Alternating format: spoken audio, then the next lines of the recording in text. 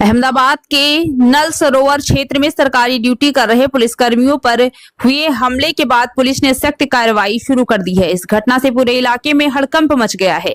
SP Om Prakash Jat के नेतृत्व में पुलिस ने इलाके में सघन कॉम्बिंग ऑपरेशन चलाया, जिसके तहत अब तक 17 हमलावरों को गिरफ्तार किया जा चुका है। पुलिस का कहना है कि ड्यूटी के दौरान अचानक भीड़ ने पुलिसकर्मियों पर हमला कर दिया था। डीवाईएसपी तपन सिंह डोडिया ने कहा है कि कानून हाथ में लेने वालों को किसी भी हालत में बख्शा नहीं जाएगा और सभी आरोपियों के खिलाफ सख्त कानूनी कार्रवाई की जाएगी। फरार आरोपियों की गिरफ्तारी के लिए पुलिस की अलग अलग टीमें लगातार छापेमारी कर रही हैं। साथ ही पूरे क्षेत्र में सुरक्षा व्यवस्था कड़ी कर दी गई है और ग्रामीण इलाकों में पेट्रोलिंग बढ़ा दी गई है।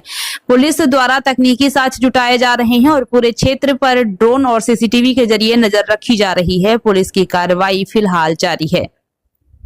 તારીખ 27 ના રોજ જ્યારે નળ સરોવર પોલીસ સ્ટેશનના કર્મચારીઓ વિસ્તારની અંદર દરજી ગામની અંદર રેડ કરવા જાય છે ત્યારે ગ્રામજનો સાથે ઘર્ષણનો બનાવ બનેલો છે। તે અન્વયે ટોટલ 17 આરોપીની ધરપકડ કરવામાં આવેલી છે। આ ઉપરાંત સીસીટીવી ફૂટેજ, વિડીયો ફૂટેજીસ અને ટેકનિકલ સોર્સિસના આધારે જે અન્ય આરોપીઓ છે તેમને આઈડેન્ટિફિકેશન અને ધરપકડ કરવાની પ્રક્રિયા ચાલુમાં છે।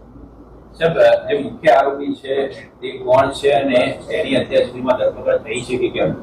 જે મુખ્ય આરોપીઓ છે તે અત્યારે તેની ધરપકડ કરવાની પ્રક્રિયા ચાલુ છે। ટીમો તેની તપાસમાં છે અને ત્વરિત તેમને પકડી પાડી અને ધરપકડ કરવામાં આવશે। સાહેબ, એ આરોપીઓની શોધખોળ માટે કયા પ્રકારની તજવીજ પોલીસે શરૂ કરી?